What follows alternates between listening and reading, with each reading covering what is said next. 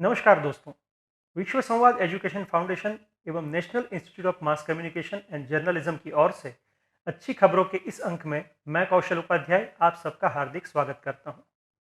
दुनिया भर के अखबार एवं वेब पोर्टलों से चुनी हुई कुछ अच्छी खबरें हम आपके लिए लेकर यहां पर हाजिर हुए हैं। सबसे पहली खबर दिल्ली से। प्रधानमंत्री नरेंद्र मोदी ने गत दिनों भारत में कोरोना वायरस के टीके के विकास, औषधि खोज, नैदानिक जांच एवं परीक्षण में जुटे विशेषज्ञों के प्रयासों की समीक्षा की है। प्रधानमंत्री ने इस टीका विकसित करने के लिए बनाई गई टास्क फोर्स की अध्यक्षता की है और बैठक के बाद उन्होंने उम्मीद जताई है कि आने वाले दिनों में यह टीम महामारी के खिलाफ टीका खोजने में सफल रहेगी। उन्होंने यह भी बताया है कि कुल 30 टीकों की खोज का काम अभी विभिन्न चरणों पर है और अभी कुछ उसमें से ट्रायल के लिए भी तैयार है। आशा करते हैं हमारे वैज्ञानिक जल्द ही इसका कोई निजात ढूंढ लेंगे।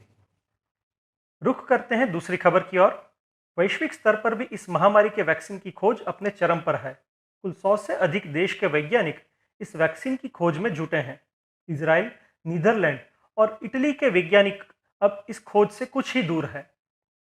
इजराइल के रक्षा मंत्री नफ्ताली बेनेट ने यह दावा किया था कि उनकी विश्वविख्यात Israel institute of biological research ने प्रयोगशाला में कोविड की एंटीबॉडी को इजाद कर लिया है, जो वायरस को निष्क्रिय करने के इम्तिहान में सफल रहा है। यहाँ पर आपको बता दूं कि एंटीबॉडी किसी भी वायरस या बैक्टीरिया के इलाज की खोज का एक अहम चरण है। इजराइल के रक्षा मंत्री के अनुसार एंटीबॉडी उपचार पद्धति में वायरस मरीज के शरीर के अंदर ही खत्म हो जाएगा। यह पूरा रिसर्च सेंटर इजराइल के प्रधानमंत्री बेंजामिन नेतन्याहू के कार्यालय के अंतर्गत काम करता है। यह खबर हिंदुस्तान, दिल्ली और प्रभात खबर में प्रकाशित हुई है। आइए रुक करते हैं हॉलीवुड की ओर। हम सबके चहीते सुपर हीरो और man of the impossible missions mister Tom cruise ने आने वाली फिल्म के बारे में कुछ नई खबरों से पूरी दुनिया में तहलका मचा दिया है। अपने अद्वितीय स्टंट और सुपर पैक एक्शन के लिए प्रसिद्ध टॉम क्रूज अब उनके आने वाली फिल्म के लिए नासा के साथ जुड़कर इंटरनेशनल स्पेस स्टेशन में शूटिंग करेंगे। यह स्पेस स्टेशन जमीन से कुछ 250 मील की दूरी पर स्थित है। टॉम क्रूज दुनिया के पहले ऐसे सुपरस्टार बनेंगे जिन्होंने वास्तव में अंतरिक्ष में जाकर स्पेस स्टेशन में शूटिंग किया हो। शूटिंग के वक्त उनके साथ टेस्ला गाड़ी के सर्जक एलोन मस्क भी साथ जाएंगे। यह खबर नव गुजरात समय में प्रकाशित हुई है। दोस्तों, अब कुछ पर्यावरण के समाचार देख लेते हैं। कई सालों से मिलने वाले अंतर्राष्ट्रीय पर्यावरण समिट और समझौते जो नहीं कर पाए, वह काम कर दिखाया है इस लंबे लॉकडाउन ने। पिछले दिनों हमने देखा था कि गंगा, यमुना और नर्मदा का पानी कितना साफ हो चुका है। सोशल मीडिया पर भी कई दर्शकों ने यह पोस्ट किया है कि अब उनके घर या बागान में रोज न दिखने वाले चिड़िया और पक्षी दिखने लगे हैं। आज जिस खबर के बारे में मैं बात करने जा रहा हूं, वह खबर आई है बिहार के सीतामढ़ी जिले से।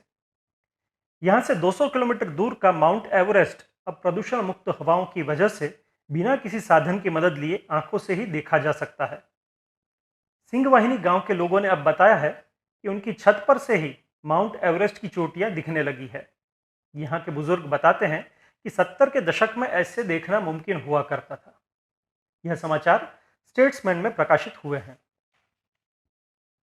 आगे बढ़ते हैं और बात करते हैं खगोलीय घटनाओं की। खगोल, ग्रह और अंतरिक्ष में रुचि रखने वाले लोगों के लिए एक विशेष और अच्छी खबर है।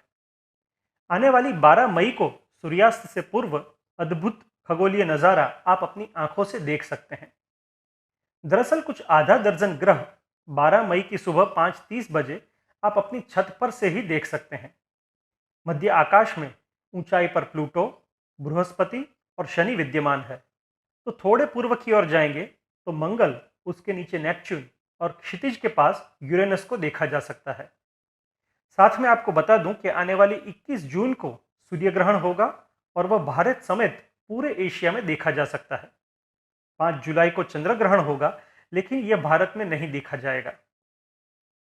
साथ में खबर आई है कि कैलिफोर्निया के एस्ट्रोग्राफर एंड्रू मैकार्थी ने चंद्र की अब तक की सबसे साफ तस्वीर पेश की है।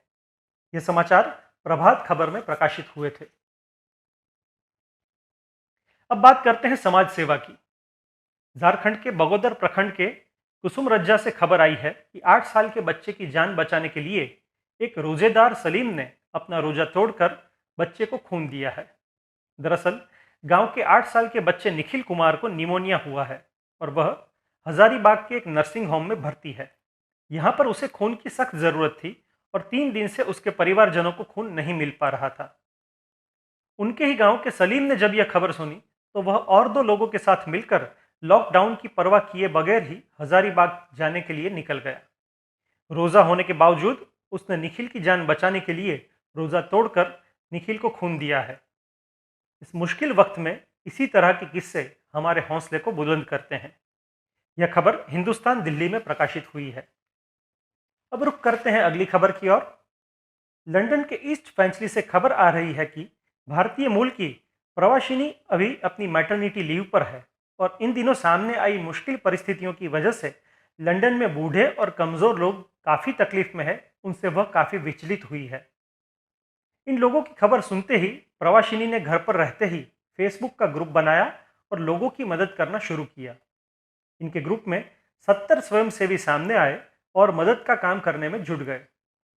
लंदन की स्थानिक भारतीय रेस्तरां मज्जो से टाइप करके इन लोगों ने जरूरतमंद लोगों को और स्थानिक अस्पताल एवं पुलिस कर्मियों को खाना पहुंचाया है।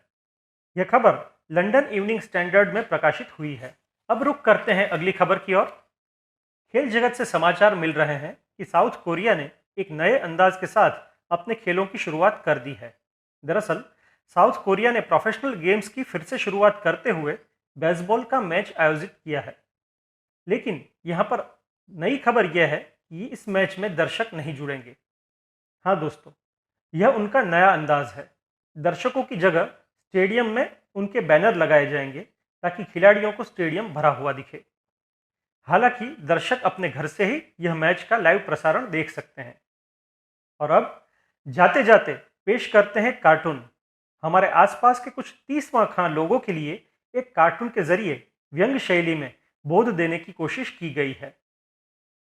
तो दोस्तों, आज का अंक हम यहीं समाप्त करते हैं और ऐसी ही अच्छी खबरों के साथ हम अगले अंक में फिर से मिलेंगे। तब तक घर पर रहिए, स्वस्थ रहिए, मस्त रहिए। नमस्कार।